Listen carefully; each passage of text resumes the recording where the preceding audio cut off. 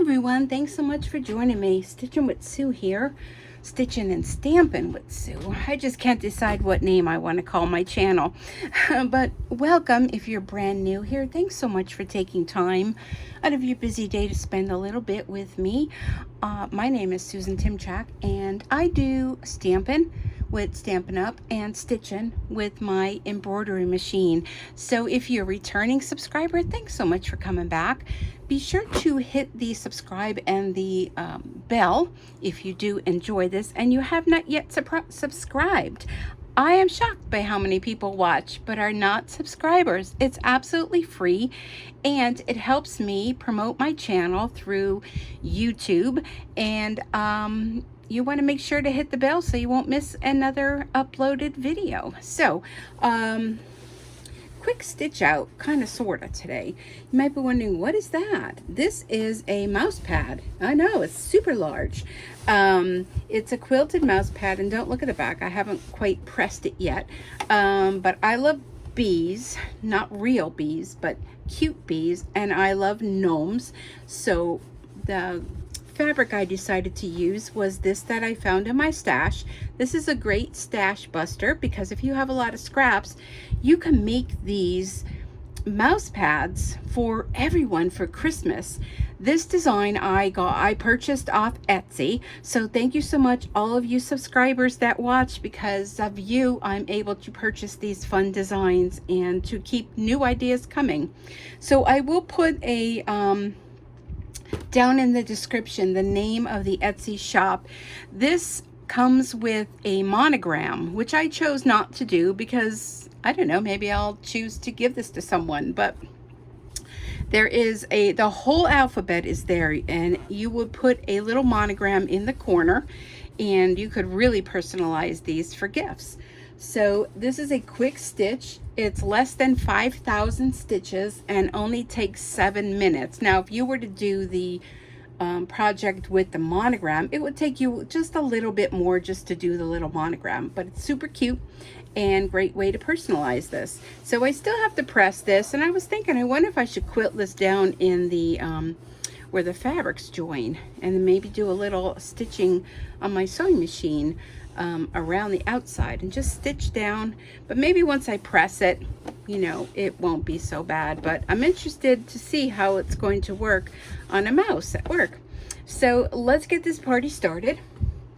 All right, so unfortunately the design is large, and I am using my largest hoop, which is 8 by 12, and I'm not sure. I will double check and I'll put it in the description as to the size that this mouse pad comes in for those of you that have smaller hoops. So this project unfortunately will not be for those of you with the 4 by 4 hoop, but you know, it's good to know that if you do upsize to a larger hoop, there are fun designs to do. I'm just looking to see, what is that on my wrist? I don't know. Okay, so I have the design loaded in, and it was kind of a trial and error because the directions I was reading didn't correspond with the project. So I don't know if there's other directions or what. Now when you put the hoop in here, on my machine comes up a triangle, yellow triangle, black exclamation point, which says the carriage of the embroidery unit will move. Keep your hands, etc., away from the carriage. So I just click OK. There it goes. It went to the center. All right, so first stitch is going to be placement. So we'll go ahead and do that. Now, I did finally realize I am running out of batting. And I was just thinking, I don't think that's threaded. So let's go ahead and thread the machine, or we won't be doing anything. All right. Let me thread the machine, and then I'm going to go back to the beginning. Okay, so here we go again. Let's try this a second time. All right, so today is, what is today? July 6th. It's Wednesday. It's almost 6 p.m. I hope you all had a wonderful 4th of July. Mine was kind of quiet, but that's okay.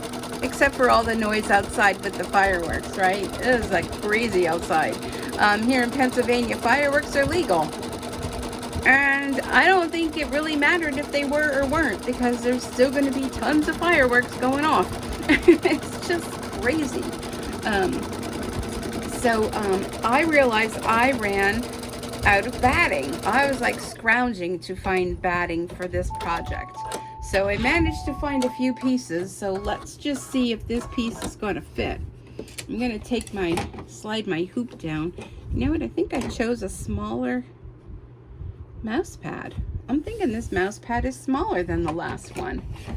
Huh, it still calls for the larger hoop though. Okay, so you're going to put your batting down and you're going to stitch around your batting. I'll have to compare this when I'm done. I'm thinking this one's a little bit smaller. This one might even be better. I think that other one is enough to have a meal on. Not that, you know, I'm complaining, but it just seems awfully large. I'm just going to flatten this out as it's going. I really do. Yeah, I don't know. I don't know. Let this finish, and then we'll compare and we'll see. Maybe just I found a larger piece of batting and that's what makes it look smaller, but I don't know. It just looks like it's smaller. Okay. Well, I think it is. Go around second time. Yeah, it's going to go around second time. So we'll see. Maybe this one will even stitch out differently. I think it's definitely smaller. I kind of like this size better. I'm planning on making a whole bunch of these. I think this would be a great item to sell at a craft show. Certainly you wouldn't be able to put an initial on it, to monogram it, but everybody's always looking for something creative that you can make, or maybe even something inexpensive you can sell at a craft show.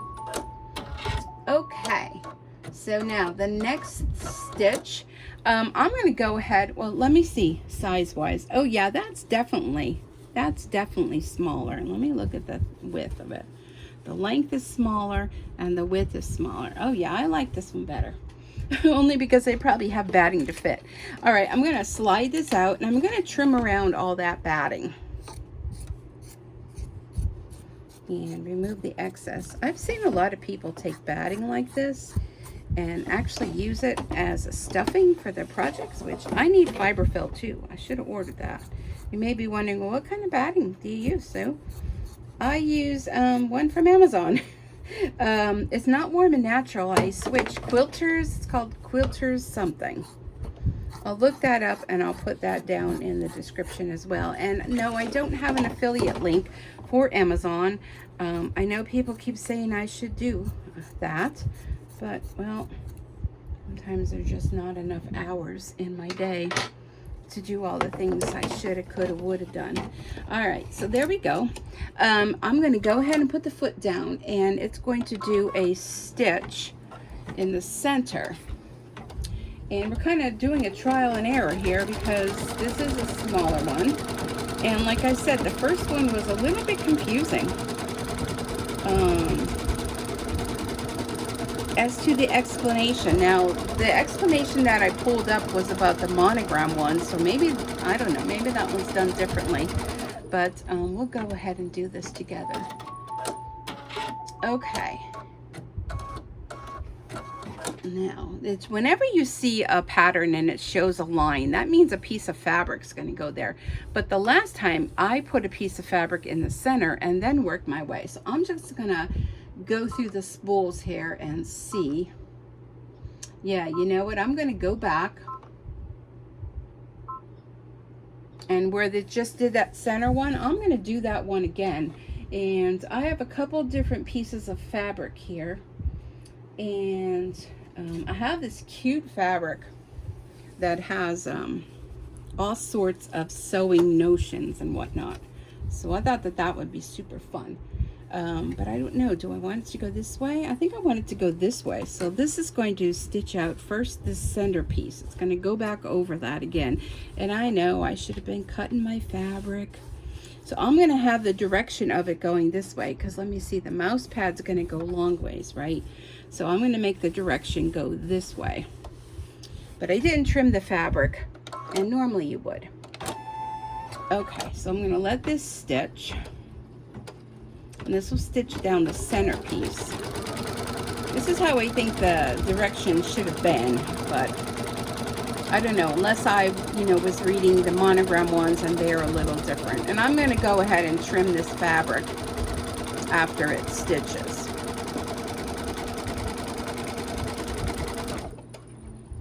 Okay. Let me get my scissors here. And what I want to do is I'm going to slide this out, and I just want to trim this fabric. Yeah, leave a little excess. Okay, there we go. All right.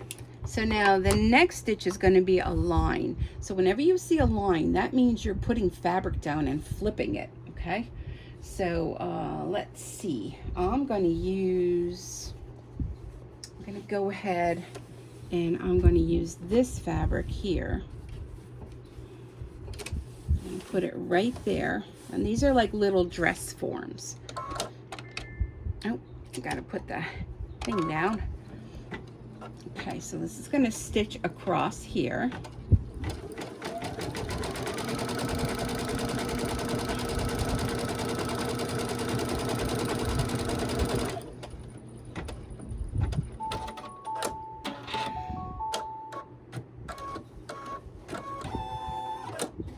Okay, so I want to trim this fabric again. It does give directions as to what size your fabric should be trimmed, but I'm just working here on the fly.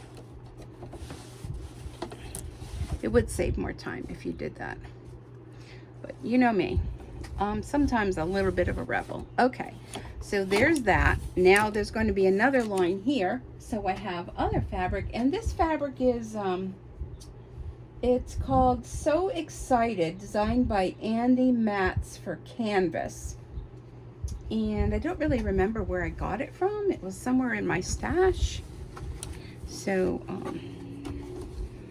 this piece is now going to go down along here. So it's going to do what I call a stitch and flip. Okay, so let's put the foot down, and it's going to stitch across here. And then I'm going to trim that fabric again, only because I was lazy and I didn't trim it beforehand.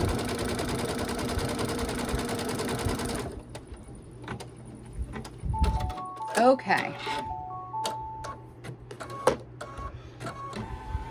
All right, I'm going to go ahead and flip it back. And I'm going to leave enough excess to go beyond here, okay?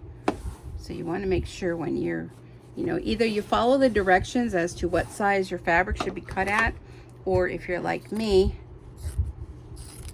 kind of live on the edge a little bit, you'll be trimming it now. But I'd recommend reading the directions and following the directions.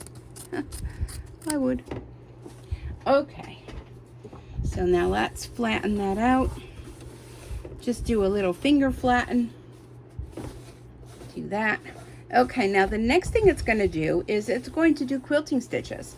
So I think I'm going to go ahead and leave the white thread in because I want to be able to see the quilting stitches, because this has a sewing theme after all.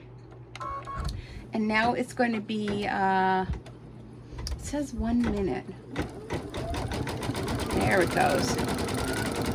Do a little bit of quilting stitches, and going to only take 1 minute. Now the last one I did, the larger mouse pad, that took 2 minutes for the stitching. So this one is even a quicker stitch than that one was. I don't know, I kind of like seeing the stitching marks. What do y'all think? Do you like the quilting stitching marks? If you don't, then maybe you'd want to use black thread and then maybe like a blue thread in the center. But I'm just being lazy today. I'm not cutting my fabric. I'm not changing my thread. I'm just going outside the norm. But hey, whatever works for you, that's what works for you. It's your mouse pad, it's your stitch out. That's what makes it so fun. So anyhow, yes, 4th of July was Monday. I worked yesterday. I went to work yesterday in the afternoon. I started with such a headache, and I was just not feeling right, and came home from work and still was not feeling right. So I fell asleep in the chair and then woke up at 7 o'clock, let the dog out, and I went to bed. And I slept all night. I woke up about 11 o'clock because I had to use the bathroom, and now it's going to go to the other end and it's going to do more quilting.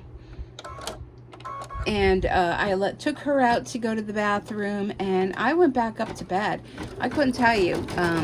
Because of only having the one kidney, I'm very hesitant as to what medications I take to keep that kidney healthy, because it's got to last a few more years, right? And I took a lot of Tylenol, and in my stash, because I was having back pain too, so I don't know what it was. I took, I have prescribed baclofen for when I get back spasms. Well, I took one of those. Well, that just flipped me for a loop. And got up in the morning, and the dog had to go out again, and I don't know, about 5:30ish. And I felt so off kilter, and my head was still hurting, and my back was hurting. I was like, what is going on? And I kind of felt like unsteady. So I don't know if it was the medication that did that or what. But I let her out. I made a cup of coffee and did a couple things on my laptop like I normally do in the morning. And I just still did not feel good. So I ended up taking a sick day from work today, and pretty much slept most of the morning. And this afternoon I got up and I was like, wow, I'm going to go take a shower and maybe I'll feel a little better, which I did. After I took a shower, I felt a little better. And here I am. Now it's going to stitch in the center. And it's going to do the quilting in the center. We're almost done with this quick project. So yeah, I don't know what that was. I took my temperature because I kind of felt like warm. But my temperature was normal, because I thought, well, if I have like a temperature, maybe I should take like a test, you know, a COVID test or something. I didn't know what to do. But my temperature was normal. So I really don't know what that was all about. But all I know is I didn't like the feeling. And now I do get migraines, but that was nowhere near what a migraine is. It just was, I don't know, the headache and kind of a little dizzy. Was it my blood pressure maybe? I don't know. But I do feel much better after sleeping, like almost, I don't know, slept, I don't know how many hours I slept. More than 10 hours. Probably slept about 15 hours. And I guess maybe sometimes your body just, you know, tells you to slow down. I mean, I don't really think I was doing anything strenuous before that, but who knows. So tomorrow's Thursday, and back to work, and then it's Friday, and it's a short week. So I think I'll be good to go to work tomorrow. Okay, so now we're going to put our backing on. I just want to show you this cute fabric. So this was all in a bundle, and isn't this cute with the scissors, the thread, the sewing machines, and then there's buttons down here. So I'm going to use this as my back, and I'm going to make sure it's all facing the same way. I really would like to have those sewing machines in the mouse pad. But let me see. Okay, that's going to go down there. And the stitching is going to go about here. Maybe I'll look out and I'll be able to fit them in there. I'm trying to make sure it's kind of straight. It's kind of hard to tell. Alrighty. Okay. Well, I think it looks straight. Alright, so now it's going to stitch. So you're doing right sides together. You're going to stitch your backing on. And this is such cute fabric. Like I said, I don't remember if I got this in a subscription box I don't think I bought it at Joann Fabric, because I think it would have said Joann Fabrics. It might have been Creative Motion subscription bag. So, but it's really cute. So if you have a friend that does sewing and loves sewing, this would be great fabric for them. Ooh, I hope the scissors are gonna, oh yeah, it's getting the scissors in the bottom. Well, kind of, sort of. It's gonna stitch around.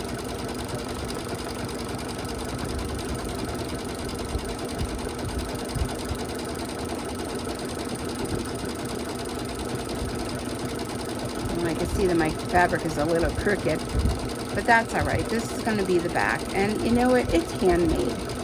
I always tell people, when you make cards or you make crafts and you give them as gifts, they're handmade, so you can't expect them to be perfect, but they are made with love, with every stamp, every stitch, and people really love that. I know I love receiving handmade things. Handmade things just mean so much more to me than someone going to the store and buying something, that was manufactured somewhere. So now it's going to leave a little opening, and that's where you'll be able to turn it. Let's listen for the tone.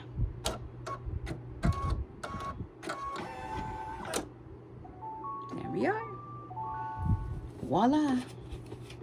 Or volare. All right, we're going to take that out. We're going to click the OK, finish sewing. And let me take a look at the back. Oh, everything looks wonderful. Let me show you the back. Look at the wonderful quilting. What a machine embroidery can do. Such fabulous things. Okay, so I'm going to take this out of the hoop.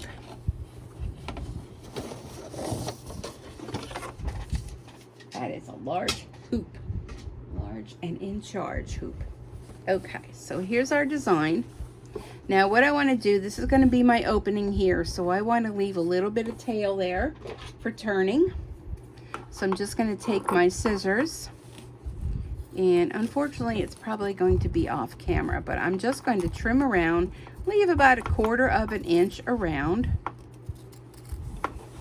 And I know I've been told before in the past to clip my corners. You can clip your corners. That helps you get a good turn. I didn't do it on the last one. I actually found that it was okay. So make sure you have a good sharp pair of scissors. Now all this excess fabric I'm going to put back in my stash. I'm going to cut it off right here. Put that over there. And trim around this little bit here.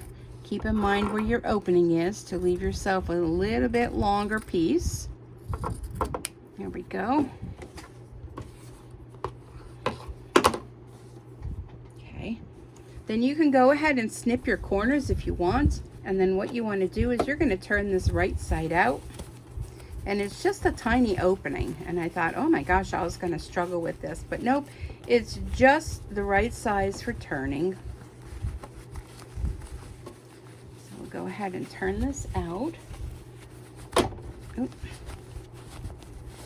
And let me grab my bone folder. I like to use my bone folder not only for when I'm making my cards, but for turning, because it has a nice edge on it. Now this one has a little chip in it. I don't know what I was doing with it, but it helps you to get into those corners. I've heard people say they use their scissors, the blunt edge of the scissor. I don't care if you're using blunt edge or sharp edge. To me, that's just dangerous. Chopsticks, I've tried chopsticks before in the past, and I've poked through my stitching and my fabric, and that didn't work for me. That works for you, then you are good. All right, so here it is. Now what you're going to do is, if you don't mind hand stitching, you'll go ahead and do what I didn't do. You'll take this and you'll press this with your iron, and then this opening here, you're just going to put that together and do a little hand stitch, or you can use some of that fabric glue, or there's a fabric tape that you can use. But yeah, there it is. So let's take a look. Let's put the two of them together. There's definitely a bigger size. This is the smaller size. And you know, with a mouse pad, I think that is perfect. This one here, you can put your little snack and your cup of coffee on that one. That's like a mini placemat. But I think they're super cute. Let me show you the back with the back fabric. And again, once you press that, that'll look a lot nicer. But wouldn't that be so much fun to have on your desk? You know, whether you're at home working on your sewing projects or downloading some of your favorite designers, their designs onto your computer, to use your little mouse on there, and you know, just little things like this just make me happy. So there it is, the larger size and a smaller size. I'm good with the smaller size, but you know, if you kind of need more room, you know, then go for the larger size. And if you want to use the monogram, you can monogram your initial in the corner and make it even real special. But whatever size you decide to make, they're just super fun, easy to do, great idea for someone just beginning to dab your toe a little bit in the embroidery world. I think the stitching on here is fabulous. I could never do that quilting stitch, you know, even if I tried. So I love it. I hope you've enjoyed this project. If you do, please leave me a comment. Let me know, what kind of fabric would you use on your mouse pad? Would you make the bigger one or the smaller one? I'd love to know. And if you like this, be sure to hit the subscribe button and click on the notification bell, where you can click that you want to be notified with all projects and uploads. So thanks so much for joining me. I really do appreciate you stopping by. Till next time, happy stitching. Bye for now.